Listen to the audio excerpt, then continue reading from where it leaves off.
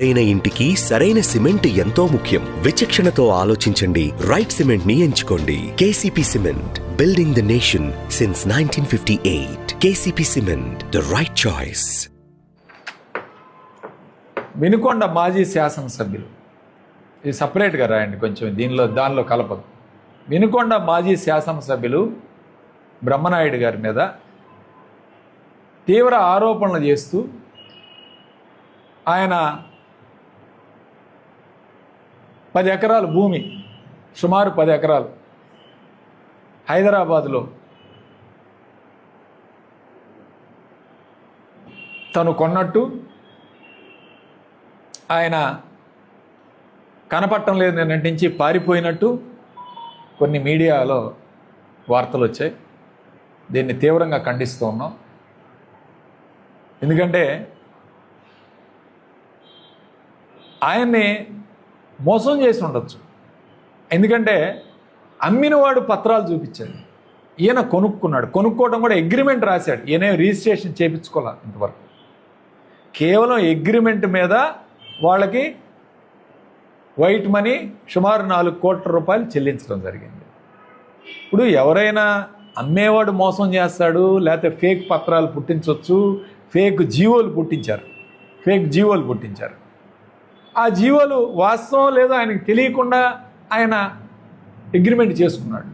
దానికి బ్రహ్మనాయుడు తప్పు ఏంటో నాకు అర్థం కాలేదు. అమ్మినోడు తప్ప కాదా?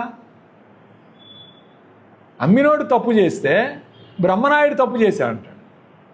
ఒక పేపర్లోనేమో బ్రహ్మనాయుడు పారిపోయాడు అని రాశాడు, ఒక ఎల్లో మీడియాలో లేదు, ఉన్నాడని రాశాడు. ఉన్నాడు. నిన్న మాతో పాటు నిన్న ఈ యొక్క ధర్నా నిరసన కార్యక్రమం ఏదైతే ఉందో, డిఎస్సి మీద జరిగిన వైఎస్ఆర్ పార్టీ కార్యక్రమం ఏదో ఉందో ఆ కార్యక్రమంలో పాల్గొన్నాడు. నిన్న సాయంత్రం దాకా ఆయన ఇంట్లోనే ఉన్నాడు. ముందస్తు బెయిల్ కోసం ఆయన హైదరాబాద్ బయటికి వెళ్ళటం జరిగింది. నేను అడుగుతా ఉన్నాను, ఇప్పుడు అమ్మినోడిది తప్ప కొన్నోడిది తప్ప? సరే, కొన్నోడిది కూడా కొంత తప్పు ఉండొచ్చు, కానీ అది రిజిస్ట్రేషన్ చేయలే. ఇంకా కేవలం అగ్రిమెంట్ మీదనే ఉంది. అది కేవలం అగ్రిమెంట్ మీదనే ఉంది. ఇంకా ఆయన రిజిస్ట్రేషన్ ఎక్కడ కూడా పూర్తి చేయలే. గవర్నమెంట్ భూమి అయి ఉండొచ్చు. రేపు లీగల్ ఒపీనియన్ తీసుకొని ఒకళ్ళు తప్పు అనుకుంటే దాన్ని వెనక్కి తీసుకునే కార్యక్రమం చేస్తాడు. అంతేగాని బ్రహ్మనాయుడు అయిపోయింది, తప్పు చేశాడు, ఆయన పేపర్లో రాశారు. ఆశ్చర్యకరమైన విషయం, వినుకొండకి రావటం లేదు, ఇంకా ఆయన రాజకీయ జీవితం అయిపోయింది.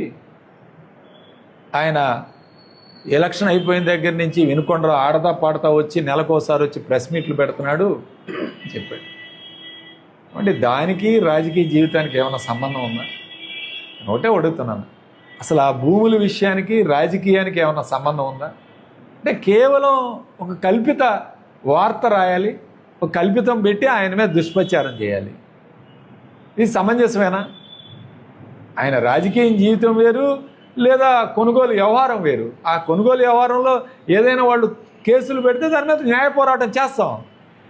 దానికి న్యాయ పోరాటం చేసుకొని బెయిల్ తీసుకోవడం, దాని తర్వాత దాన్ని కోర్టులో ఛాలెంజ్ చేసే విషయం ఏదైనా ఉంటే దాన్ని బట్టి ముందుకెళ్ళే కార్యక్రమం చేస్తాం. అసలు రిజిస్ట్రేషనే చేసుకోలేదు.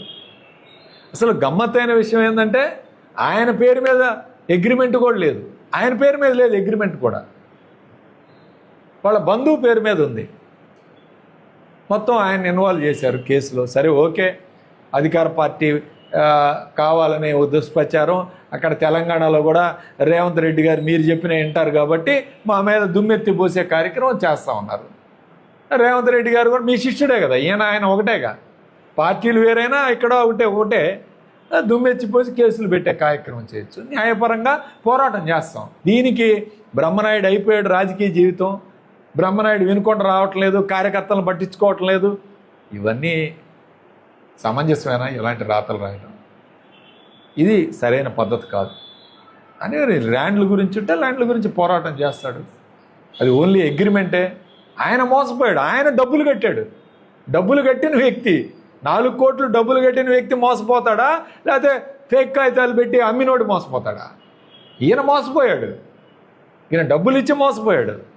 ఈయన గురించి ఈ విధంగా రాయటం అనేది తప్పు. ఖచ్చితంగా దాని మీద న్యాయ పోరాటం చేస్తారు. బల్లా బ్రహ్మనాయుడు గారు పారిపోయే మనిషి కాదు, భయపడి పారిపోయే మనిషి కాదు నాకు తెలుసు. ఎందుకంటే ఆయన వినుకొండలో 500 మంది తెలుగుదేశం పార్టీ వాళ్ళు ధర్నా చేస్తే ఒక్కడే పోయి కారు ఆపి దిగి ధర్నాలో మాట్లాడాడు. ధర్నాలో మాట్లాడొచ్చాడు ఒక్కడే పోయి. భయపడే వ్యక్తి కాదు, ఇలాంటి చిల్లర పనులు చేసే వ్యక్తి కాదు.